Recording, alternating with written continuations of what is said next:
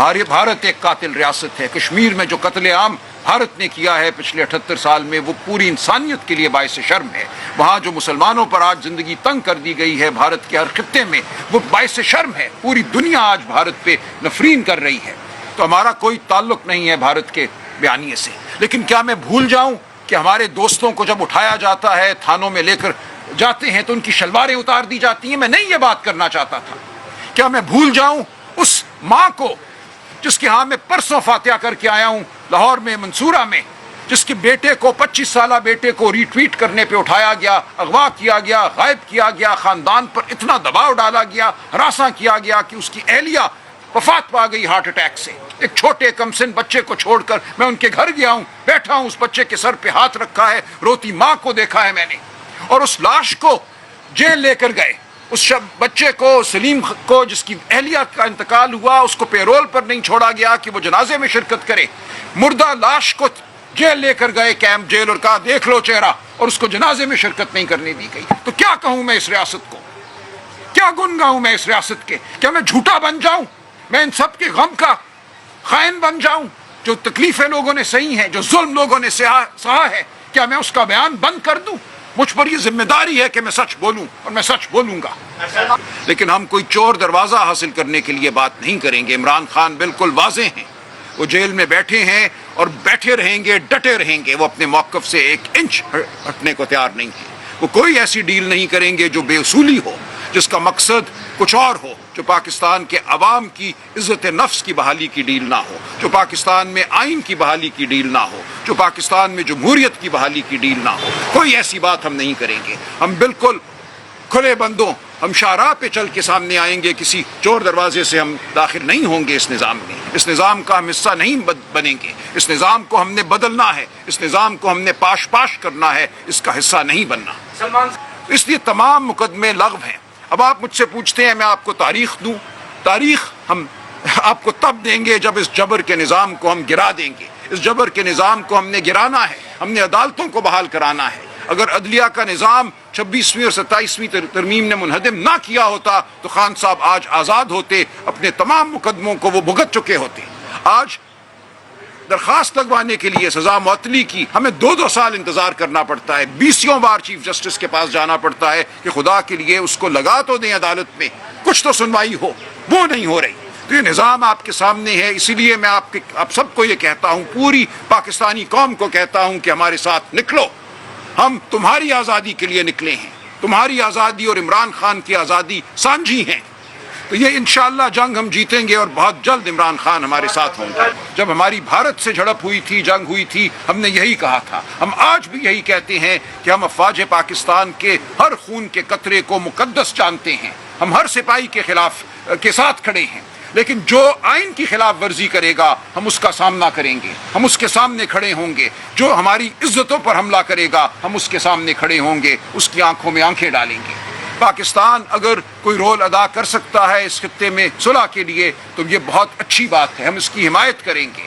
ہمیں ایرانی خون، ایرانی املاک اتنی ہی عزیز ہیں جتنا عرب خون اور عرب املاک عزیز ہیں. ہم اس جنگ میں بالکل ایک غیر جانبدار بھائی کی طرح رول ادا کرنا چاہتے ہیں. ہم سمجھتے ہیں پاکستان کا یہی رول ہونا چاہیے. پاکستان کو اس خطے میں ایک دیر پا امن کے لیے کوشش کرنی چاہیے، فلسطینی حقوق کے لیے کوشش کرنی چاہیے. ہم کسی کے آگے لیٹنے کو تیار نہیں ہیں. ہم حق کے لیے، انصاف کے لیے، اس خطے میں انصاف کے لیے، اس خطے میں امن کے لیے کھڑے ہیں. غریب کو حق ملے، انسانوں کو عزت ملے.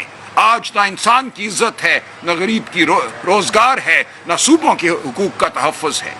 تو ہم نے جو کل جس موومنٹ کا اعلان کیا ہے اس میں ہم پورے پاکستان کو دعوت دیتے ہیں، ہر نوجوان کو، بچے کو، بوڑھے کو، بہن کو، ماں کو، آؤ ہمارے ساتھ کھڑے ہو.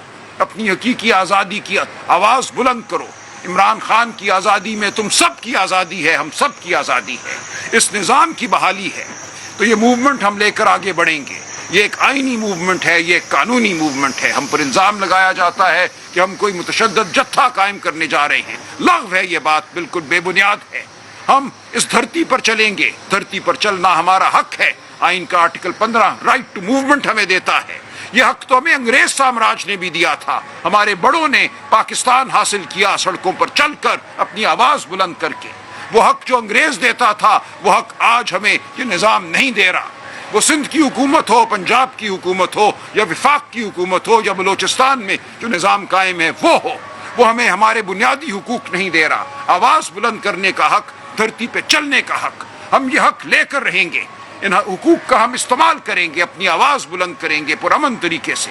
تم اگر ہم پہ گولی چلاؤ گے تو قصور تمہارا ہوگا, ہمارے سینے حاضر ہوں گے. کوئی ضرورت نہیں ہے کسی تشدد کی.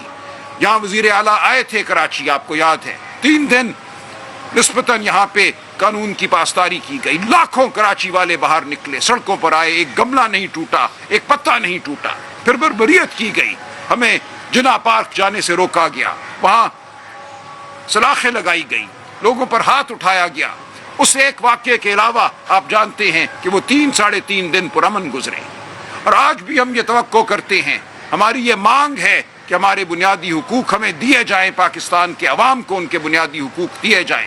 ہم اپنی آئینی جنگ لڑیں گے, ہم اپنی قانونی جنگ لڑیں گے, ہم سڑکوں پہ بھی لڑیں گے, ہم عدالتوں میں بھی لڑیں گے. اگرچہ عدالتوں پر آپ نے حملہ کیا ہے, عدالتوں کو آپ نے پامال کیا ہے, ہم عدالتی نظام کو بحال کریں گے. تو ہم آپ کے سامنے پیش ہوتے رہیں گے, ہم ہر وہ بات کریں گے جو پاکستان کے مفاد میں ہے. وزیر اعلیٰ خیبر پختونخوا نے 10 اپریل کو پشاور میں ایک وکیلوں کا بڑا جرگہ بلایا ہے. پورے پاکستان سے قانون دان وہاں اکٹھے ہوں گے. وہاں ہم سوچیں گے کہ آگے ہم نے کیسے بڑھنا ہے, قانون کے ذریعے اور سڑکوں پہ.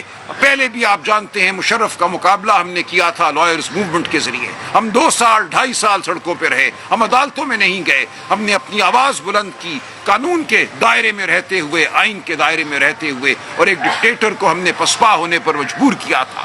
آج پھر ہم ایسا ہی کریں گے. انشاءاللہ ہم آگے بڑھیں گے اور پاکستان کی تاریخ کا ایک نیا باب رقم کریں گے. آپ سب ہمارا ساتھ دیجئے, کیونکہ یہ آپ کے مستقبل کی جنگ ہے. آپ کے مستقبل, آپ کے بچوں کے مستقبل کے لیے ہم کھڑے ہیں اور کھڑے رہیں گے. بہت شکریہ. دعوت دے دیجیے کہ سلمان اکرم رضا صاحب, یہ بتائیے کہ آپ نے اپنی گفتگو میں کہا کہ آپ جو ہے وہ کسان کے ساتھ کھڑے ہیں, ہاری کے ساتھ کھڑے ہیں, معیشت کے ساتھ کھڑے ہیں, لیکن یہ تاثر آپ کے حوالے سے ہے اگر آپ کسی کے ساتھ نہیں کھڑے ہیں تو افواج پاکستان ہے. کل جو ہے وہ 3 ممالک کے وزرائے خارجہ آ رہے ہیں, ترکیہ کے, مصر کے, سعودی عرب کے. جس طرح فیلڈ مارشل جو ہے وہ ایران کی جنگ رکوانے میں اپنا کردار ادا کر رہے ہیں, اور ساتھ ہی پاکستان تحریک انصاف کی سوشل میڈیا ٹیم کی جانب سے ان کے خلاف مسلسل پروپیگنڈا ہو رہا ہے, سازش ہو رہی ہے. ساتھ ہی ہندوستان کے اکاؤنٹس بھی وہی کام کر رہے ہیں. تو نہیں سمجھتے ہیں کہ اس طرح کے تمام تر ٹرینڈز پاکستان تحریک انصاف کے لیے آسانی کے بجائے مشکلات کا سبب بن رہی ہیں؟ نہیں, دیکھیں, پاکستان تحریک انصاف کا ایک اطلاعات کا ادارہ ہے. وقاص شیخ صاحب اس کی سربراہی کرتے ہیں. پاکستان تحریک انصاف کا جو موقف ہوتا ہے ہم ان کے ذریعے بیان کرتے ہیں, یا آپ کے سامنے پیش ہو کر ہم بیان کرتے ہیں جو ذمہ داران ہیں پاکستان تحریک انصاف کے. سوشل میڈیا ایک بازار ہے, وہاں پہ بہت سی آوازیں ہیں, ہر بچہ بڑا وہاں اپنی بات کر سکتا ہے. پاکستان تحریک انصاف کا موقف کیا ہے وہ جاننے کے لیے آپ ہمارا جو مرکزی شعبہ اطلاعات ہے یا صوبائی شعبہ اطلاعات ہیں ان کی بات سنیے, جو ذمہ داران ہیں ان کی بات سنیے. ہم بالکل ببانگ دہل یہ کہتے ہیں کہ پاکستان میں اس وقت جو نظام قائم ہے وہ فسطائیت کا نظام ہے, وہ ظلم کا نظام ہے, وہ فریب کا نظام ہے. ہم اس نظام کو نہیں مانتے, لیکن ہم سرحد پہ کھڑے اپنے ہر سپاہی کے ساتھ ہیں. ہم نے ہمیشہ یہ کہا ہے